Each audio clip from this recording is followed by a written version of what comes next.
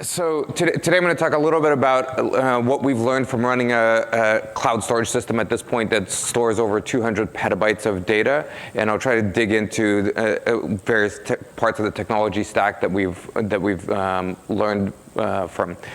So. Like Matt said, the last couple of years that I've come here, it's been under the context of this cloud backup service that we've been running. So for the last 8-9 years, we've run this $5 a month unlimited backup service for laptops and desktops. And so all of the cloud storage that we've talked about was providing the storage for that service. About 6 months ago, we introduced B2, which is just a pure object store in the cloud. So similar to an Amazon S3 or an Azure object store, B2 is like that. So in many ways, the talk today should be more relevant to many of you because the underlying technology that provides this is generically applicable for a lot of purposes. So the key thing with B2 for us was, in addition to making it easy, it was all about making it very, very inexpensive. So with B2, we charge just half a penny per gig per month for storage. So an entire petabyte for $5K a month of cloud storage. And so a lot of what I'm going to be focusing on is what's the technology stack that enables us to offer this at a quarter of the price of what an Amazon or Google or Microsoft offer today. We looked also at using services like Google Nearline, Amazon Nearline, Amazon Glacier, Google Nearline, et cetera. But some of the challenges for us with some of those services were that they're not online services. They have some sort of lag between when you can get the data. With Glacier, it's 4 hours. They have charges for deleting data, charges for uploading data. So things that for our purposes wouldn't have worked for the cloud backup service that we offered, but also obviously don't work for just a raw object store. So today we store over 200 petabytes. It's on our own full stack. So we build the hardware, we build the software, we run the operations. And so I'll talk about each of those layers in the stack. So a lot of times people ask us, it's a quarter the price of Amazon. What's the magic bullet? What's the one thing that you're doing that makes it cheaper? And my thing always is, it's not one thing. There's not one magic bullet. We use this other data format, and all of a sudden everything's cheaper. It's working at reducing the cost at each part of the stack. So I'll talk about each one starting at the bottom. The first one is the data center itself. And the goal with the data center is simply to convert kilowatts into kilobits and do that as efficiently as possible. This is the one that I'm going to spend the least time on because we colo, so we haven't built our own facility from the ground up, and so it's the one that we've done the least innovation or learning on. But there are a few things that we learned. So one is that a lot of times when we think about a colo space, we think about racks and power, and those are certainly an important part in the equation. But there are a variety of other things to consider. There are taxes, economic zones, cost of having people there, the availability of the people in the area. So there are a variety of things to consider when picking a co-location facility. And I'll give you one tidbit of an example. Taxes are this interesting thing that you think about taxes as, well, you hear a lot about taxes with data centers. What a lot of times doesn't get counted in is the taxes you pay not on the data center itself, but on the stuff you put in the data center. So when you're buying a piece of equipment, you pay sales tax on that in most places. Once it's in the data center, you actually pay property tax on that piece of equipment ongoing. So as you scale up and up and up, all of that equipment that's in the data center, you pay property tax on it. Different states, counties, sometimes cities have different sales tax and different property tax. And as a percentage of the cost you're paying for the colo, those taxes can sometimes be 20, 30, 40, 50% of your overall colo bill. because the equipment that you're putting into the data center is very expensive, and so the sales and property taxes on that equipment actually overwhelms the actual cost that you're paying for the rack itself. So these are some of the things to consider. Connectivity is a big one to consider, depending on what your needs are, making sure that the right vendors connect into there. It takes a long time, a lot of times, to get, if you don't have the right vendor in there, it might take 3 to 6 months to get them to put connectivity into the facility. So if you're looking for a colo facility, we've actually published the RFP, the request for proposal that we used last time around on our blog. It's at the URL right there. If you're looking for one, you can feel free to use that as a template. You can start from and then customize it to your own needs. So the next layer up from that, the hardware that you put into the data center itself.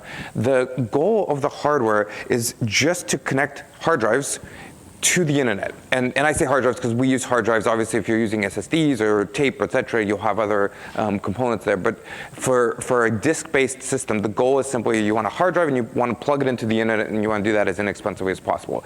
So for us, the way we achieve that is through what we call the Backblaze storage pod. And originally, back in 2007 when we started, we planned on using Amazon S3 for our needs. It was too expensive. We planned on buying equipment from EMC or NetApp or Dell or somebody, and all of those systems were about $1,000 per terabyte, and drives were about $100 a terabyte. So the question for us was, what can we do to simply plug a drive into the internet? And we built this storage server, but the whole idea of the storage server was it's furniture. It's furniture to put drives in, put a motherboard in, plug an Ethernet cable in, and expect as little as possible from this server. And the reason we call it a pod is it's a piece of a bigger puzzle. No single pod is meant as a complete system in and of itself. And so one of the ways that we reduced the cost in it was don't make hardware redundant. You make the overall system reliable by having lots of components and having the software take care of it. But the hardware itself, you don't want to require a lot of, because if you require a lot of the hardware, you add expense into each part of the system. So we expect drives to die, we expect pods to die, but you build the redundancy into the system. The next part of it for us was using commodity parts. And this is one example, but we use this all the way through, which is things that are designed for the data center often mean they're designed to be expensive. They're things that are made in somewhat low margin and in somewhat low volume and in somewhat high margin environments. Things that are pure commodity, if they're made for every single solitary laptop out there, those things are made in dramatically higher volume, and they inherently have all of the margins and costs squeezed out of them, and they're actually tend to be quite reliable, because if you have low margin and you're sending them out to end users, you can't have high failure rates, because otherwise you're going to go out of business. So this is one example of that, which is you can get a power supply that's made for the data center. It's shaped like a 1U pizza box, or you can get a power supply that's made for a desktop computer. They both convert power. They both follow the spec, the ATX spec, but one is significantly lower cost than the other, because it's made for a commodity desktop environment. If you have control over the shape of your hardware, you can use the desktop one in your environment. So we use that kind of methodology everywhere we can and try to minimize anything that is not a commodity component. Next component for us was using consumer hard drives. So early on, we were told a lot of times, like, you can't use consumer drives. They're not made for the data center. You have to use enterprise drives. And early on, we couldn't afford enterprise drives, so it was a non-starter for us. A little bit later, we started doing some analysis. We bought some enterprise drives and we ran them in our environment as well. And what we found was that they performed the same or worse. Now, sometimes you'll say, well, your environment is unique to you, which is true, Our environment does not expect dramatically high performance out of any given drive. So we use low power, low performance drives, but we are running them in a data center environment at scale inside of these storage servers, et cetera, over a long period of time. And we very carefully track all of the reliability metrics, and we publish them online. So if you want to see exactly which drives we use, how long they last, model numbers, smart sets, et cetera. We publish all of that on our blog. We've actually, next week, we're publishing an update to all the analyses on backblaze.com/blog. But consumer drives cost about half, roughly, of the cost of enterprise drives. At the very least, what that would mean is that you would want your enterprise drives to last twice as long as the consumer drives in order to justify their cost. In reality, not only do they not last twice as long, but that math isn't actually the right math either. Because one of the things that happens over time is that drives get more and more dense.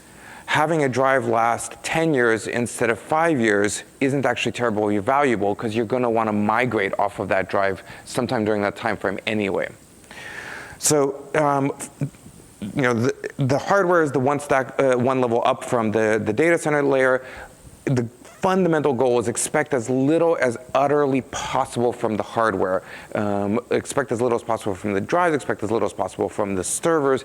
Try to think of all of it as a standalone component that can fail. So let's talk about the software that then layers on top of that. The way we do the software is we've written what we call the Backblaze Vault. And a vault for us is a unit of 20 of these storage pods. The software then treats that as one logical unit, and we erasure code across one drive in each pod in each rack, 20 racks, 20 pods, 20 drives, and we do 17 plus 3 erasure coding across that. So you can lose 3 racks out of the system and it's fine, nothing happens. So the software is what kind of treats these things, and then the layer up from that is the overall cloud storage file system that knows how to deal with the fact that there's not one vault, there are many, many vaults in the system, and how do you get data in, distribute it, how do you get data out, how do you know which vault has the data on it. But the software is what keeps all of the unreliable hardware components and makes it a reliable system on top of it. This picture is fake. We do not actually have square storage pods that fit in corners. It's a weird mirrored image. But the concept on avoiding choke points. So at Backblaze, we accept data into every single pod. Every single storage pod is on the internet and accepts data directly. And the reason behind that is if all of the data has to flow through a single choke point that then gets distributed out internally through the system, that single choke point has to get bigger and bigger and bigger and becomes a very expensive, very hard to scale funnel. And so avoiding choke points where you can have all of your servers online and accepting data is an ideal way of keeping out the need for some crazy expensive load balancers in the environment. So the way that we handle that in our environment is that we have a central set of systems that simply tell the client application, please send data here. That comment is a very, very tiny amount of data and only happens when you need a request for where to send data. But then all of the actual data gets sent directly to the server where it's going to land. And we don't move the data around between pods. Like once it's there, it stays there because it's expensive to move data between servers. Algorithmically monitoring smart stats. So, obviously if a drive dies, it's dead and fine, you can replace it. But ideally, you want to know before a drive is dead. So we monitor smart stats. We've come up with 5 smart stats that we think are good predictors of drive failures before they die. But we publish all of the smart stats from all of our drives on the Backblaze site. You can download all of that. You can run your own analyses if you want and see if your interpretation matches ours. One thing to be careful of with smart stats is some smart stats look like they are correlated to drive failure, but they're actually correlated to time the drive has been in service.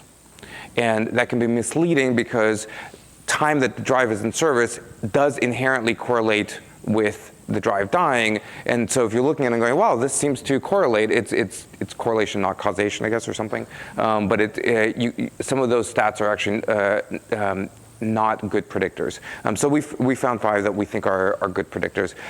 Over time, we actually want to get a little bit away from relying too much on smart stats and looking directly at error rates, write error rates, et cetera, on the drives. And we used to not be able to have access to some of the information because we relied on RAID in the environment. We have torn RAID out of the environment and written our own erasure coding, in part so that we can actually understand and control the drives directly on a drive-by-drive basis.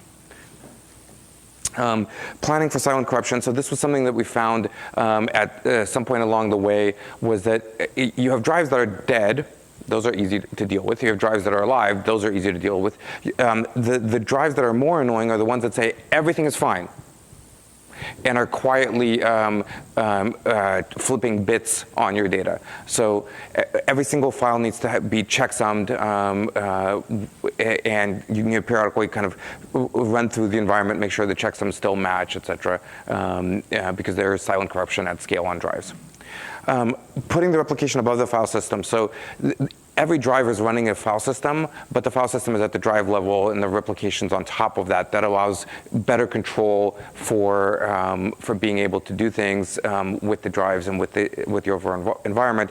It also allows that if you have a file system problem, all it does is affect that one drive as opposed to affecting a whole set of drives or a whole volume. Running out of resources simultaneously. So this is one of these areas where you have to tune it to your own environment. But it's really important in terms of how you keep the cost of the storage low. So when we look at our environment and we're thinking about, do we build this kind of storage pod? Do we build this kind of storage pod? What CPU do we use? What RAM do we use? What drives do we put in there? What SATA cards do we put in there? Our goal is that every single resource gets used up at the same time. Because if you've got this super awesome CPU in your systems and it's sitting there idle, that means you've overpaid for the CPUs in your system and you're wasting money. And so as much as possible, we try to measure each part of the system and keep everything in balance. If we start seeing that things are coming out of balance as we're developing new versions of the storage pods, we tweak the components that we put into them to adjust for the type of usage that we see. And some of that you can balance in the hardware, some of that you can balance in the software. So periodically we'll make changes where we have uploaded metadata slightly less frequently to certain servers in order to keep things more in balance in the overall environment. So it's a good way of optimizing the environment to reduce cost overall. There's some amount of forecasting to be done for how much space you need, how much you need an environment. You obviously need a buffer about it for it, and I'll talk to that. But planning ahead and being able to model it.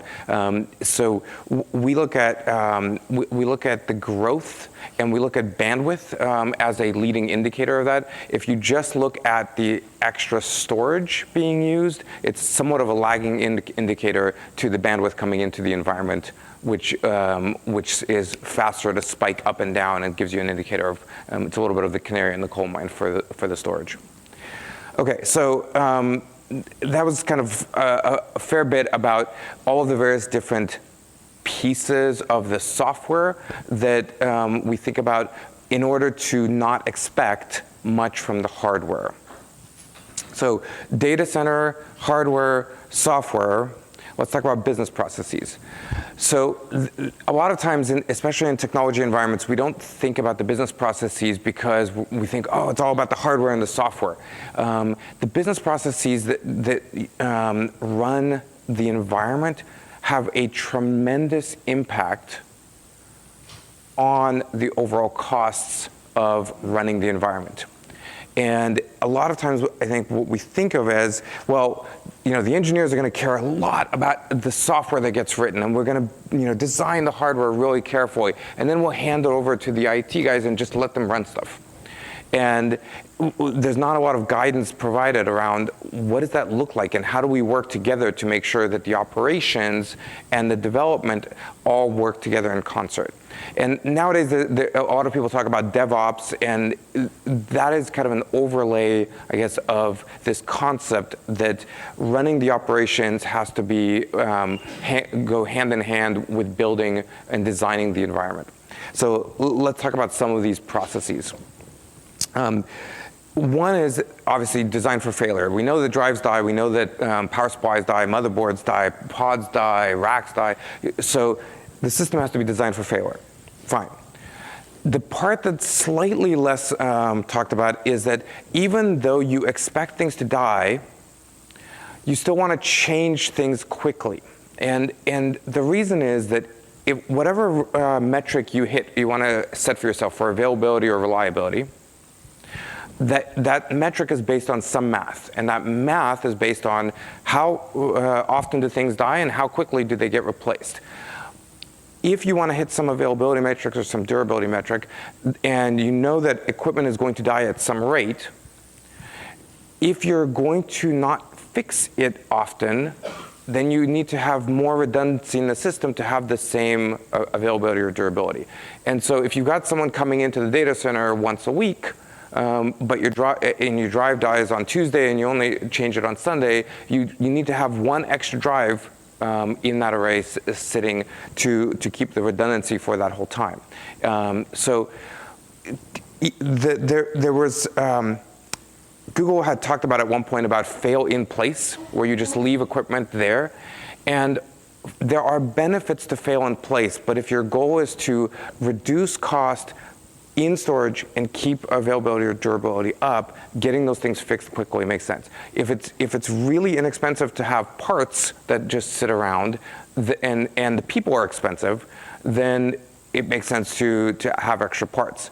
If it's cheaper to have people than to have the parts, then you are on that side.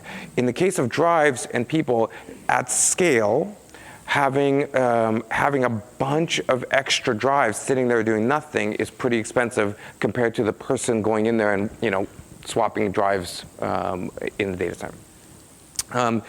Creating repeatable repairs. So when we started Backblaze in 2007, everything that went wrong was new. And so everything that went wrong required a high-end technical person looking into it to diagnose what is going on with this current issue. The problem is that doesn't scale. And it's fine at small scale, but when you have thousands and thousands of hard drives and pods, and you can't have your most technical people going in for every single issue and trying to diagnose it, especially as the bus is actually moving. So creating these repeatable repairs where you can teach someone very quickly, if you see this happen, do this thing. And anything beyond that, we'll figure out later. And so we have these standard repeatable repairs. The most obvious one is changing a hard drive. If a hard drive dies, you yank it out, you put a new drive in, you slide the storage pod back in the rack, and you walk away. And if a hard drive is going to die, the system pings the data center tech and says, go over to this storage pod in this rack and this drive, yank it and put in a new drive. So the person on the floor in the data center doesn't have to be super technical. They get a notification, they walk over to the storage pod, they yank, boom, boom, and they're done, they walk away. Not a lot of technical skill required for that. The next level of repeatable repair is the entire storage pod has something wrong with it. Something's broken. And what we used to do when we were a very small scale was we'd have an engineer look at it and go, well, let's see, the board seems to be okay. Maybe it's a SATA cable. Is the connector loose over here? And the process that we have come up with at this point is what we call a chassis swap, which is if there's an issue, the data center tech gets a ping. Hey, this pod has an issue. They walk over to the pod, they roll over a empty, brand new pod, they pull this one out, they go swap all the drives into the new pod, put the new pod into the rack, walk away and stick the broken pod onto the side.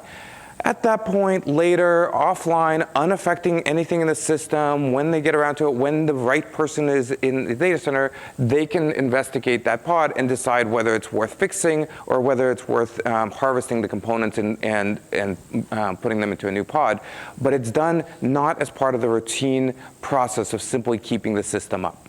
So creating these repeatable repairs so that you can have less skilled people in the data center most of the time is important to keeping costs down. Standardizing the pod chassis. So we are currently on version 6.0 of our storage pod. And by the way, we open sourced the storage pod, and we've published the 6.0 version on our blog also. So you are welcome to use it. You can modify it. You can do whatever you want with it. Having as much standardization as possible in the equipment is really convenient for a whole host of reasons. One is that it makes it possible to do these swap-type chassis repairs. It makes it possible to teach people much quicker who work in the data center. It makes it possible to have a smaller supply of spare parts when something breaks. It makes it easier to do planning. So when you plan for, okay, I need to deploy another 10 petabytes, it's easier to say, I need this many racks, this many pods, and this amount of power, because it's all standardized. It's much more complicated if you've got a mix and match variety of hardware that you use for any given deployment in that environment. So as much as possible, standardizing on some type of design for the storage is very useful. Automation is something that we care a lot about, but we have to be careful with. And the reason I say we have to be careful with is as you scale, the way to scale up is to automate things. And the way to keep the team small is to automate things. However, as engineers, a lot of times we get really excited about automating things, and some things take more time and more expense to automate than they are to just do them. So we absolutely could have robots that we build and design and teach to replace hard drives.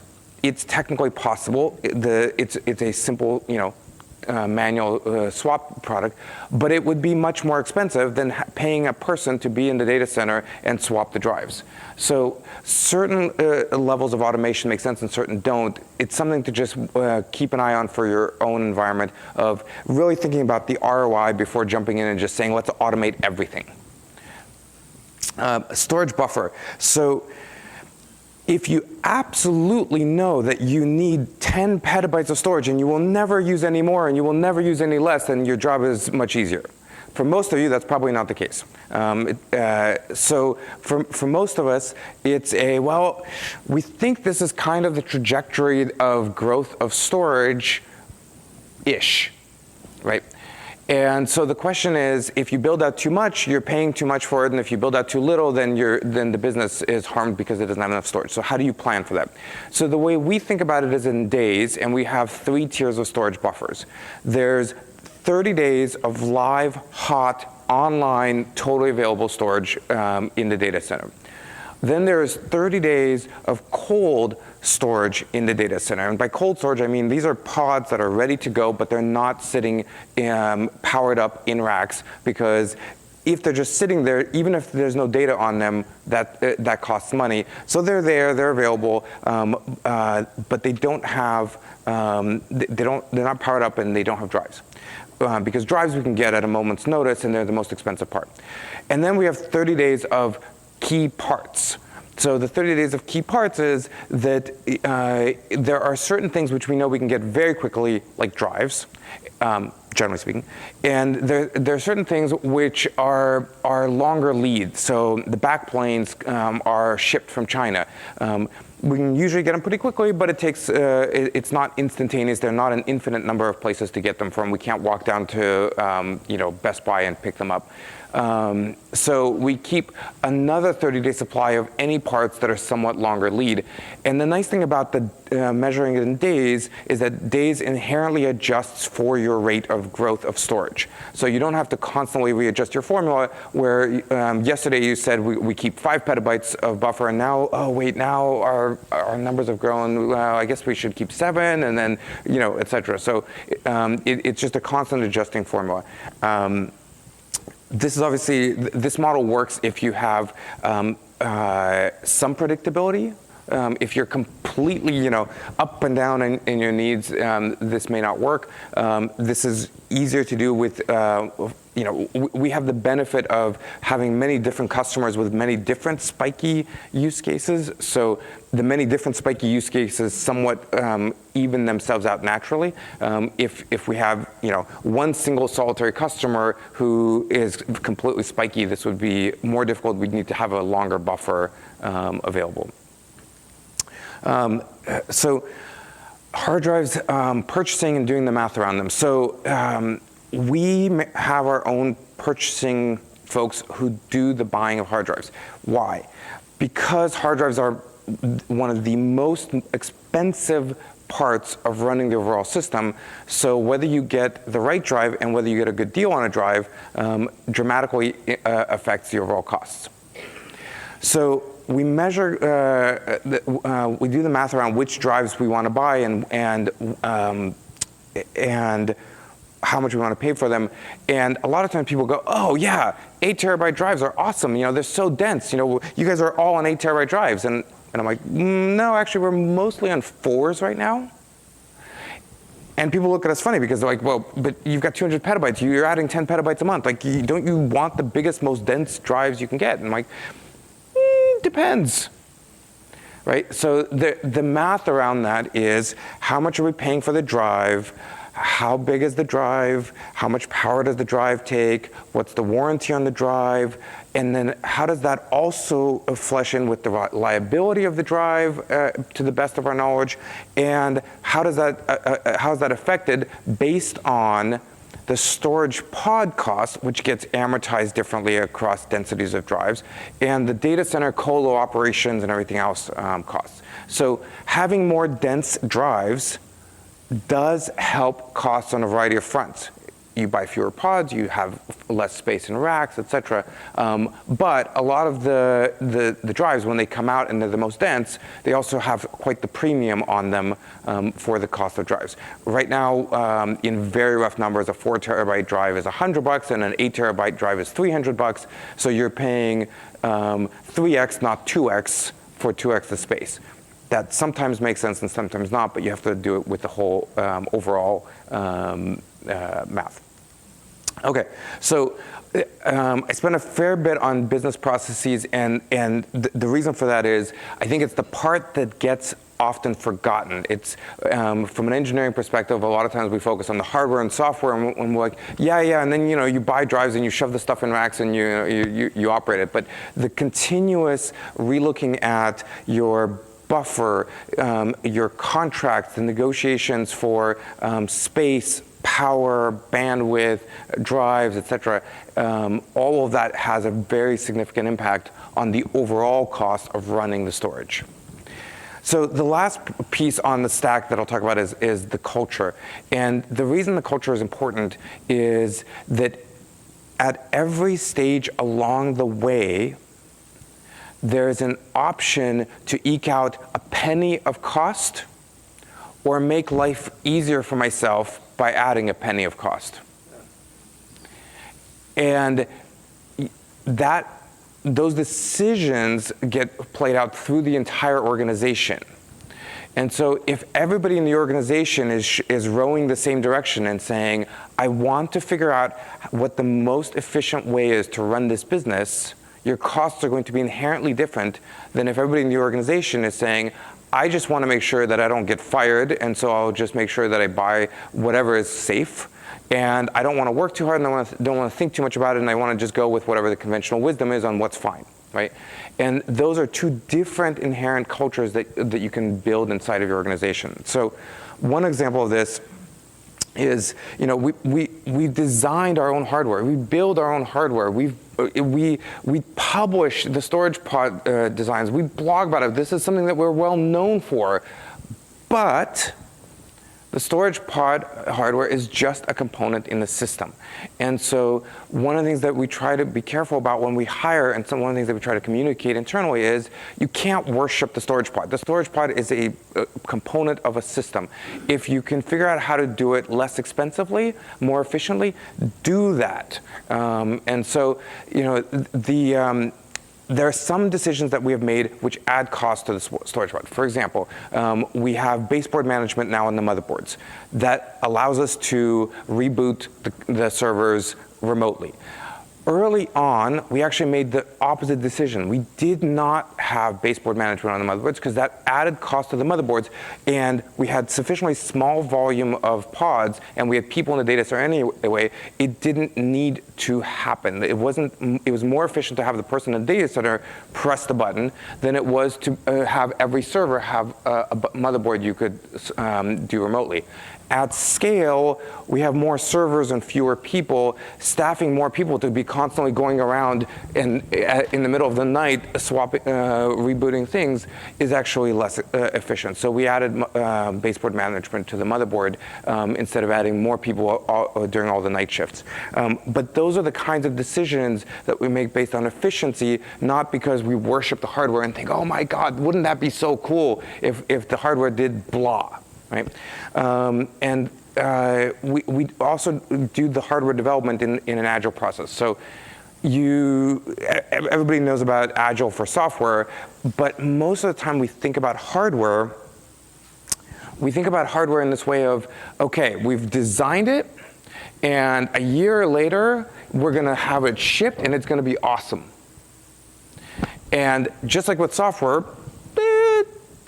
there are bugs in the system, right? And you learn. So we iterate the design in 4-week sprints.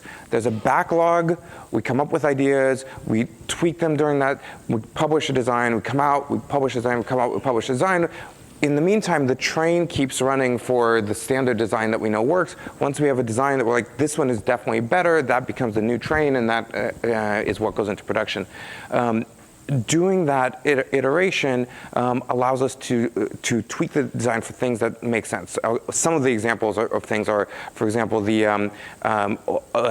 realize that there are these things called people, and people are the ones who change drives. And when we mounted the original mounting guides for the drives, they were at the very top of the hard drives, making it hard to grip the hard drives when you pull them out to replace them.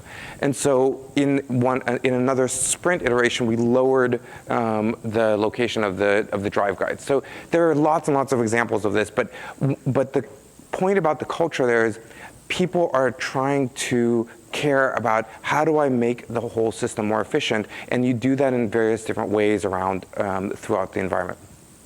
And the core of that culture is this just focus on cost. You don't focus on oh, this would be cool, or you don't focus on this piece of hardware is so much faster.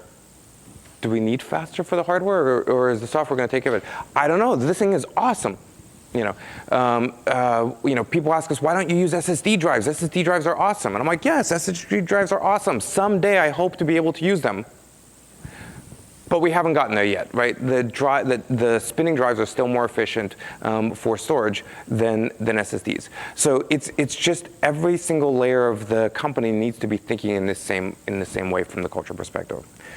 So that's kind of the whole stack: data center, hardware, software, business processes, and culture. It's kind of a quick touch on each layer of eking out cost so that the overall stack is cost efficient. And the use cases for our previous business were all around backup. But the nice thing is that with the current Backblaze B2 environment, it's certainly still for, tape replacement and archive and backup and all of those kinds of things, but it's for any use case that is accepting of internet latency, right? So it's a real online service. You can run applications on it.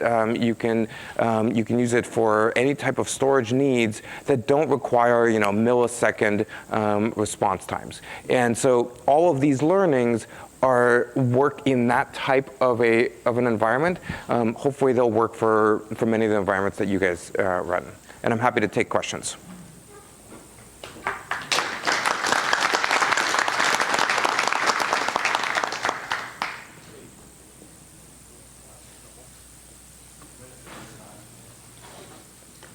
I think it's on. Is it on? Yeah. Four questions. First is your slot cost for the pod, and then the fully loaded slot cost in the data center. I mean, you talked about $1,000 a slot or something like that, and other enclosures. What are you running with the pod and the data center cost at the colo? Yeah. So the pod itself costs somewhere around $3,500. That holds 60 hard drives. So, that's around the kind of the math there, but it's not a JBOD, right? It's a server. So that actually includes the actual server component as well. The overall data center is probably 10% above that. Because it's literally made up almost entirely of storage pods and drives. We have networking gear at top of rack and stuff for one for every 2 racks, but it's a small percentage of the overall. And then we have these central systems that, like I was saying, the application contacts the central server and says, where should I send data? And it says send data over there. But again, that central set of servers is a tiny fraction of the overall farm. Right. So it's like $50 a slot plus a 10% upcharge for the data center, Ish. which is that's pretty efficient.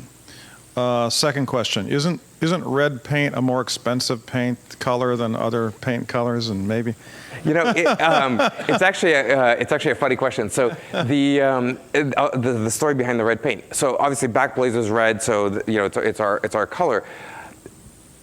When we designed the original storage pod, the very, very first storage pod was actually made out of plywood. So we deployed a plywood box with drives and a motherboard and everything into the data center. When we were building the first non-plywood version, we contacted a prototyping shop and said, we need you to build this kind of a box, and we want to put these components in the following ways, et cetera. And so they prototyped it out of steel, and they called us and said, what color do you want it? And we said, what do you mean what color? Steel color. I mean, it's steel, right?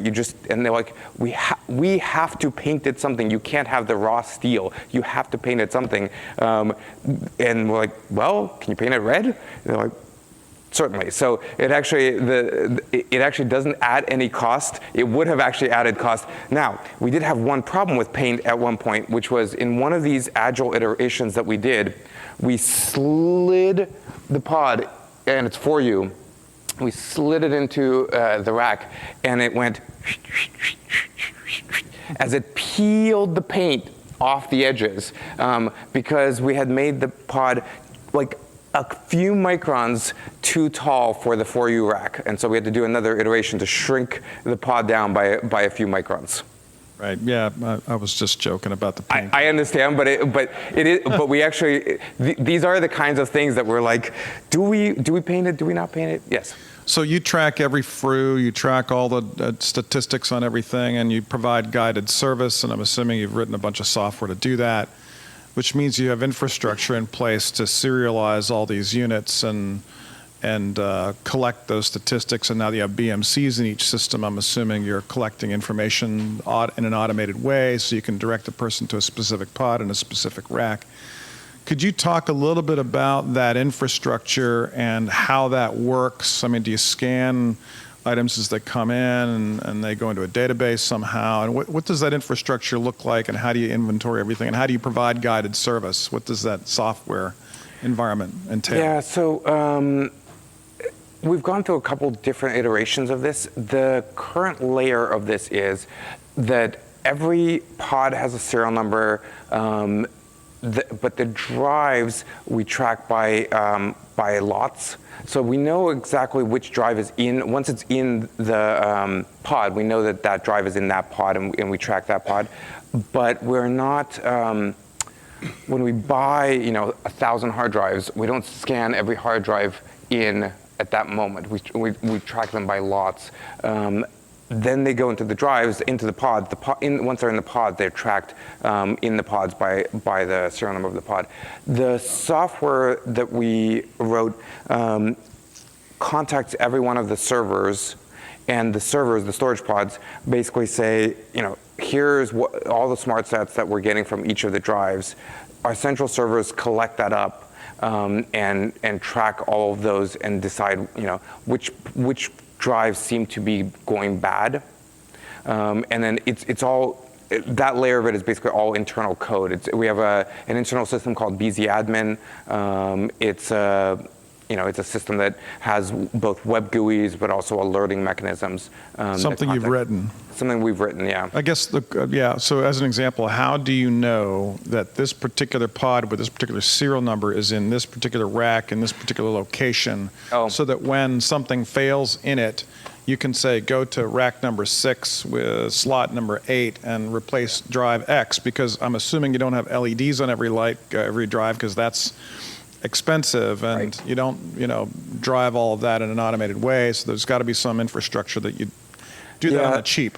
So the software basically knows. The software knows which drive is in which pod, and then we track which pod gets put into which rack in a system. That's a little bit more manual because the user, the data center tech, is told by the system, please put this rack in this pod. Please put this pod in this rack, and so that is marked in the system that we've written, and so it knows based on where it told them to put it.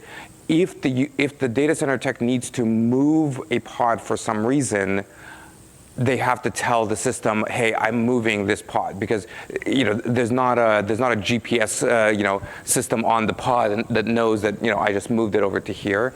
But the system tells the data center tech, please put this pod in this rack, and then once it's in there, then they know where to send them back. Okay, so that's a manual process. All right. If they're moving pods around. The pods don't get moved that often because you're either deploying new pods or you're swapping a pod for a pod, in which case it's staying in the same rack. Well, and in that case, right, I'm pulling all the drives out of one, I'm swapping them into another, and now all these drives are associated with a new pod with a new serial number in the same slot. And as long if you don't track that, things get sideways quick. Right. So that's what I was trying to figure out. So the pods have serial numbers, and the drives are tracked by serial numbers. So once you make the swap, then the new pod is in the new system with a new serial number, but with all of the same drives. Detected automatically. So that one's through detected. the BMC. Yeah, but moving pods from rack to rack, that's a manual one. Right, gotcha. And then the fourth question relates to minimizing the amount of data that you have to store. That's got to be a significant effort, a significant focus, right? Deduplication, compression techniques, all those kinds of things. You really didn't talk an awful lot about that. And I'll leave the mic at this point. So it is and it isn't. And the reason I say that is we now have these two lines of business. So there's the backup side where we control the client application as well as the server. On that side of it, we care about dedupe and compression. On the new side, the B2 side, which is raw object store, you give us a file, we store the file. And so if you choose, for your purposes, to dedupe, then we'll store that deduped. If you compress it, we'll store it compressed. If you decide I don't want dedupe or compression, we store whatever you give us, right? So it's through an API or through the CLI or through the web, but generally through the API. And how you give us the data is up to you.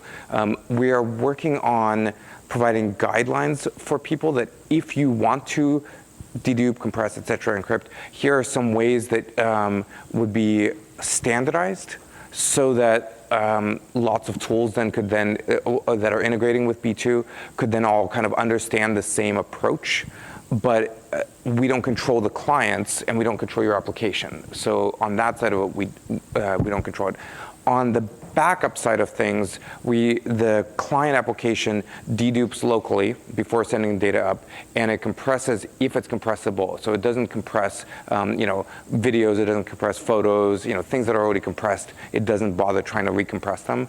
But text, PowerPoint, etc., we do compression locally on the client before we send any of that data to us. I think he might have been. Oh, thanks. I had a question about reliability and what your SLAs say and how you reason about them when you make decisions. So in the Shutterfly talk, the gentleman was very fond of +6 erasure coding variants, and yet you said you guys use +3. Also, you guys aggressively replace things quickly. How do you make those calculations, and what do you guarantee about reliability? It's an interesting question. And one of the tough things with it is that, at the end of the day, it's all math, right? And many people, like everyone here understands that, but many people, they don't like to hear that, right? Like the idea that that there's some sort of statistics on it is not something that people want to hear. They want you to just say your data is safe, right? So in terms of how we approach it, so we look at the reliability of the overall system, and so there are certain trade-offs. Like, for example, we could have twice as many drives sitting there and then have people not go into the data center for a long time. Like, that would be an option. All of that is just math, right? Like, you can decide to have the decision we have made is we staff the data center 7 days a week to swap drives and replace components, so that if anything fails, we jump on it. The alternative to that would be adding more drives that sit idle. We are on the backup side of things, right? There was no SLA. It was the kind of the industry standard approach is like, we are going to try to keep your data safe, and over the course of almost a decade now, like that's been what we've been doing. On the B2 side of things, we're actually working on an SLA that we're going to publish. Now, one of the things that's interesting is none of the vendors publish a durability SLA. So Amazon doesn't, Google doesn't, Microsoft doesn't. The SLAs that are published are all around availability. And so I think that the concept there is simply that the statistical chance that anything is going to get lost is infinitesimally small, but exists. The math on that is somewhat public, right? And there's nothing, like, if that file gets lost because of that infinitesimally small chance, like, that file is gone. And so paying you $5 because we lost that file is meaningless, right? And so I think that that's why everybody goes down this path of having SLAs around availability and not durability. Okay, thank you. So first of all, I wanted to thank you for an excellent talk. That was really good. As someone who manages hundreds of petabytes of object storage myself, many of the problems you mentioned really resonate with me. I was curious how you guys handled things like firmware management, like across all those drives, and if you've ever had to do a firmware update. And second of all, I had a question around performance and kind of aging of the gear, because you mentioned you're on your 6th generation of the hardware. How do you account for that in performance modeling, and how long do you wait before you retire those servers? So we've never had to do a mass firmware upgrade on the drives, as far as I can remember. We do migrate drives, and we did have a run of bad drives that we had to actually replace, which was painful, but it wasn't a pure software update on the drives. Now, we do firmware upgrades on firmware. We do software upgrades on our storage pods, right? Because they are servers, and we have to do that in mass. And so the code that we've written on that is each vault is 20 pods. And so if you imagine you have 20 pods, 20 pods, 20 pods, 20 pods, and as long as you do this row of 20 pods, and you upgrade these, everything keeps running. Then you do the next row, everything keeps running. Then you do the next row, everything keeps running. And so we do these kind of vertical instead of horizontal, or whatever you want to call it, rolling upgrades for software.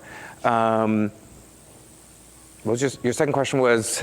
Around retiring hardware. Retiring hardware. Yeah. So it's actually, I actually think that there's something super fascinating in that, which is a lot of people think about, like drives failing, and people rarely think about drives simply being not as dense as the modern thing, and it might make sense to just replace them.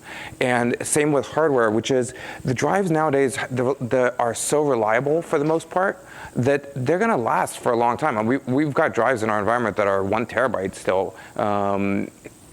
That might not be true. We might have gotten off the last 1 terabyte. We definitely have lots of 2 terabyte drives.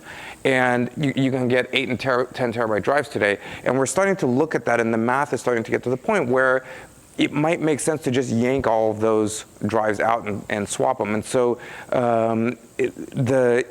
the planning sometimes isn't around replacing drives when they die. It's migrating drives while they're still alive, but they don't make sense anymore. And so what we've written is these migration scripts that basically move data, and then we do with this shell game where you have 1 extra vault that sits there that's empty. You migrate all the data from these pods into this vault. This vault now is the official of all that data. You can now do whatever you want with the old stuff. In certain cases, we can keep the pods and just put new drives in. In certain cases, we can't keep the pods anymore. So some of our oldest pods are not what we call vault compatible. The vault requires higher speed networking between the pods than we had originally. So those pods, if there are parts in them that we can harvest, we harvest those parts, but the pods themselves have to get tossed.